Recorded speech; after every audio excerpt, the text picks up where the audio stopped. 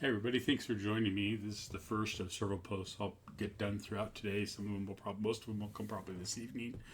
What's the difference between a 21.62 and a 21.83 SQM observing site, or do dark skies really matter? Well, I've been sharing on some of my posts that my northern sites near Salt Lake are better than my southern sites because of the increase of light pollution and the impact of solar max on them, and it's lowering the value, it's increasing sky brightness on my southern sites more than my northern sites. And that's true overall, except for what I did this last week, okay? You can see here, I've defined my northern sites in this big red box up by Interstate 80, which is up there. I show my southern observing spots, kind of what I call my southern ones, because I live right above, if the mouse is working correctly, right above where it's pointing right now at that purple telescope there. You can see that my southern sites are to the southwest of where I live, and they include the areas kind of south and east, not south and west, but they do southwest and southeast of Dugway, and also south of Vernon.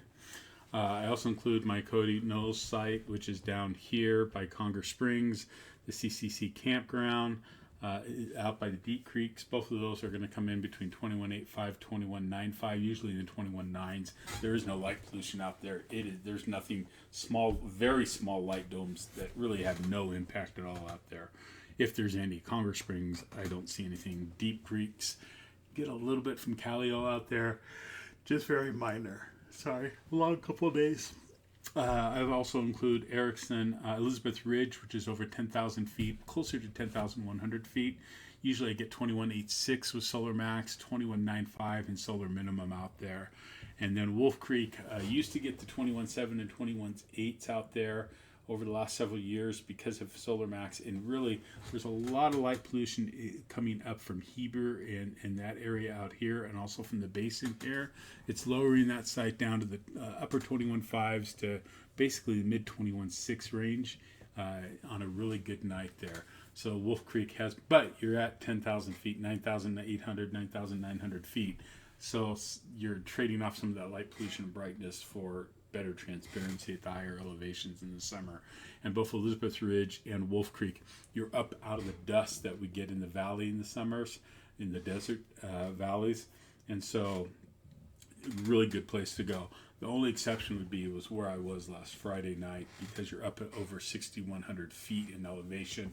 You're in the desert mountains near the Sheep Rocks, kind of in a tunnel valley, and it's just a decent, should be still a decent site to go to come summer. Anyway, light pollution combined with solar max has impacted most of my local observing sites. Top View in Rush Valley, which is only about a 40 or 45 minute drive depending on traffic, is almost always now in the 21.3 to 21.4 range. I have gotten a couple 21.6s out there, but that's pretty rare now. Most of the time I'm getting low 21.4s. Decent. It's good for Messiers. It's good for imaging. It's decent for Herschels and things like that. You're not going to get Hicksons or Abels really well out there, I don't feel. My Forest Road 006 sites south of Vernon, which I used to love, they used to be in the 21.7s, 21.8s. Those sites now are down to I would say down in the 21.4 to mid 21.4s to upper low 21.5s on a good night. Hopefully with solar max they'll get back to the 21.6s. I'm not going there a whole lot just because if it was still that 21.7, 21.8, I'd go there in a heartbeat. I just love it out there, but I'm going to where it's darker. My newer site, the Erickson Pass Road Corral site, gives me upper 21.5s to mid 21.6s. When the Aurora hit, I was actually there in November when that hit, and I could see the impact. It lowered my readings down to 21.3, 21.4 that night, and I knew there was an alert out for possible auroras, and sure enough, they had come that far south, and they had impacted my observing. in the sky brightness that night. So anyway, that's just on the other issue.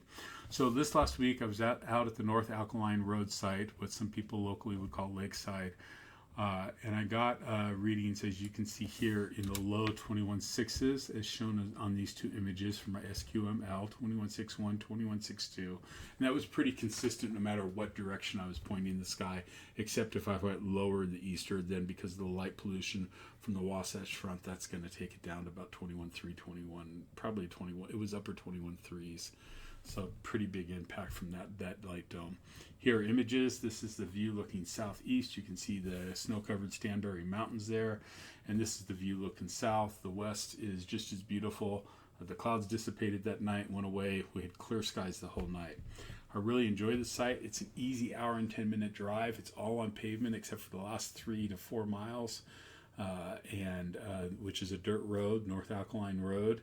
It's very dusty though, and that dust is the only negative in my book. Here's the site that I camped out over this last Friday in South Government Road, Site 1, or as I call it now, Wild Horse Breeding Site. So if I use either one of those names, they're interchangeable to me. More on that post on the Observing Report, but here's a teaser now. I was out there. There's a good echo in that canyon, so after I'd set up, collimate and everything, I tested out the echo by really kind of shouting out and stuff. Well, these Mustangs, these wild horses live out in this area. I've seen them out there before. They have a couple colts. There's a couple other horses out there, but these two, I assume the black and white one, I believe is the stallion, came running up over the ridge, as you can see behind us, and came all the way down to about 30, 40, 50 yards from us. Was able to get the iPhone 14 on them and take these pictures. They were there for about 30 minutes checking us out, and then they rode back and galloped off really quick back over the ridge back to their herd, and they were just making sure that we weren't going to cause any problems for them. Part of that was probably on my fault. I'd walked out on what I thought was a deer trail, but evidently it is a trail that these horses use and have made through the area just south of, just east of where we were observing. So anyway, between that and the shout, they wanted to come check us out. They did. We were safe, didn't hear back from them that evening. Here's some other images from the site. You can see Shane's F5 17.5 rebuilt Discovery looking southwest here toward the mountain there. That's the only impact really in that area. Here's my 17.5 F44 looking directly south, shroud on it, and here's looking west at the crescent moon and Venus. So beautiful site, wide open skies, just dark. And at this location, here's what I was getting later in the evening: 21.8, low 21.8s, 21.81, 21.83, 21.82, 21.83, 21.81. Just depended on the direction I was going. Not a whole lot of light pollution on domes. Little one to the north from Dugway, just very minor. Nothing like, of course, you had the big. If you went to the northeast, you're going to get the light dome from Salt Lake. But I never look that way. I just wait for those objects to come up and over the top before I look at them. So what difference does a 0.21 meg arc second might seem small numerically, but in a world of deep sky observing, this represents a significant shift in contrast and background sky brightness. Here's a breakdown of how the jump from 21.62 to 21.83 actually feels at the eyepiece of my 17.5-inch f44 Dob. The light flux difference, sky brightness SQM, is measured on a logarithmic scale. To find the actual difference in photons hitting your eye, we use the following formula. To find out how much brighter one sky is than the other, use the brightness formula derived from Pogson's law. Brightness ratio is 10 to the 0.4 times the difference between M2 and M1. So for my values, 21.83 to 21.62, that difference is 0.21. The ratio 10.4 to 0.4 power times 2.1 is 10 to the 0.084, or 1.213. So the sky measuring 21.62 mpas is approximately 1.2 times or 21% brighter than the sky measuring 21.83 mpas. That 21% brighter sky makes a huge difference when you're going after faint objects. It means that at the 21.83 site, the background noise of the sky is reduced by a fifth. For faint extended nebula and galaxy arms, that's the difference between suspected and confirmed structure that you're going to see. These two numbers sit right on the boundary of two distinct classes of darkness. I would classify the 2162 as a rural sky. I have a very dark zenith at that, but I also have a few distinct light domes, especially to the east, like I've talked about. The one on the Wasatch Front is very noticeable. M33 is visible there with averted vision, but it's not obvious. The 2183 is the typical true dark site. At this level, when some of the Milky Way is up, it's just gorgeous. It isn't just a band. It's very complex, has marbled structure. You can see the Great Rift. It looks three-dimensional. Air glow may be visible as a faint greenish tint near the horizon, and objects like the Gagosian become very identified in zodiacal light. It just stands out, which I'll show in a minute. Visual impact in that large aperture, my 17.5. The 21.83 sky provides a velvet background that makes faint objects pop. So here you can see 2162 versus 2183. Arms are visible in M51. H2 regions are faint dots at the 2162. Still, M51 will look good, but at the 2183, it looks fabulous. Even Shane commented on that. You see etched in the structure, bridges between the galaxies are distinct. Cores are bright, and the arms are so easy to make out. The dark nebula, if you're doing the horse head, it's a difficult dent in the light in the 2162, but at the 2183, the horse head is a clear shape with defined edges visually. You can actually truly, it doesn't look like the horse, but you can truly make it out. A little bit of a snout with it. Limiting magnitude, naked eye in the 2162 is about 6.7, and I did confirm naked eye magnitude at 7.1. At the 2183. Contrast is good in the 2162, but SkyGo limits the extent of faint nebula in detecting them. The high contrast at the 2183, faint outer halos of galaxies begin to truly emerge. When you're looking at a galaxy, it's easier, especially if it's a Higgson or an Abell galaxy cluster. Some of those fainter 15th, 16th magnitude galaxies are going to just be visible at the 2183 that you wouldn't see at the 2162. You do have the transparency caveat. It's worth noting that once you get above 21.6, transparency often will be the determining and become more important than the actual SQM measurement itself. At 2162 night with exceptional transparency, low humidity, high altitude will often show more detail than the 2183 night with high aerosols or thin cirrus clouds. I've seen this all the time at my dark sites. It's why in the summer I prefer to go up to the Uintas as much as possible. However, if all things are equal, the 2183 site will allow you to push your magnification higher before the sky background washes out your exit pupil.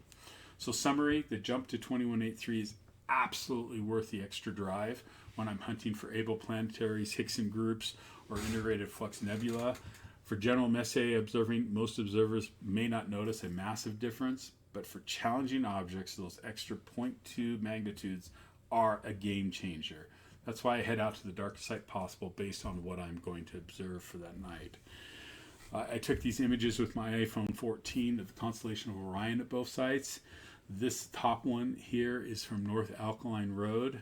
This bottom one is from Wild Horse Creek Site or South Government Creek Site 1. And if you actually compare here, you can actually see fainter stars. If you look here, here's the 3 stars of Orion. Here's you can see M42 right there. You can see the little stars that are here. But when you come in here, see, I'm picking up so much fainter stars that are just coming in, even on the iPhone 14 from the darker side. So now let's compare images I took of the zodiacal light. This is from North Alkaline Road. You can see the zodiacal lights. Really, really pretty here. This is a little bit earlier than the second image, but the light doesn't extend just barely up to the Pleiades. This one was taken just a little bit later. You can tell because, see, these 2 stars are a little bit lower in the sky. The mountains are a little bit higher, so that's part of it. Pleiades is here, but that light actually extends well above the Pleiades here, and you get more stars popping out.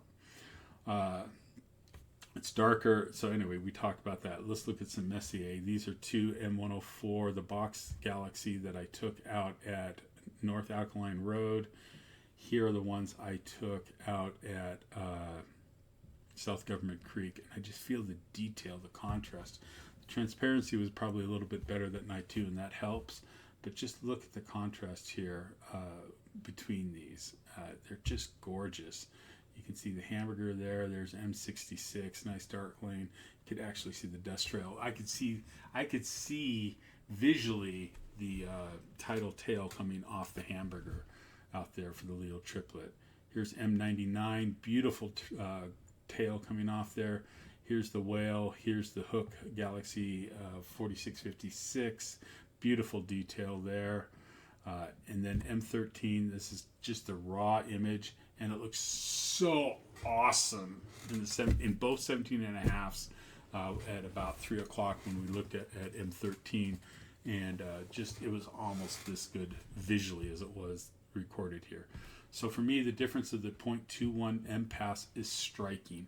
Much brighter objects with a lot more detail that really stick out at the South Government Creek Site 1 versus the North Alkaline Road site. The darker sky brings out more detail to me and really makes an impact, even if you're imaging definitely visually. Finally, I haven't processed my sketches, but I can honestly say I saw far, far more detail visually observing at the South Government Creek Road Site 1 versus the North Alkaline site. Again, I really do enjoy the North Alkaline site. It's great for a one night out. It's an hour and 10 minutes out. You can get set up, you observe, pack up and come home, be home by 3, be in your own bed. However, I'm getting to the point that I don't want to keep loading and unloading every night. And in that case, and because of what I can see in the 0.21 better sky, and take away Solar Max and the Wild Horse, Greet, or South Government Creek Site 1, is well worth the extra hour drive and camping of 2 or 3 nights out there to observe. It's far less dusting. I love the views, and I get Wild Horse visitors as well. That's pretty cool too. I acknowledge that I am very, very fortunate to have skies like this within 1 to 2 hours of my home. It used to be that I could drive like for an hour and 20 minutes to Forest Road 006 to get the same sky. I'm now driving 2 hours to South Government Creek Road Site 1, Wild Horse breeding site. It's a shame that it's so far away, but for me at this point in life and in my observing career of 26 plus years, it's well worth the extra drive. So whether you image or visually observe or do a combination like I'm doing with the Sea Star, getting to really dark skies really does make an impact. Just be aware of that. Clear skies to you, and now on to lunar double star observing for the next week or two. So anyway, take care. We'll be in touch. Look for more coming. We'll talk to you later. Thanks for joining me.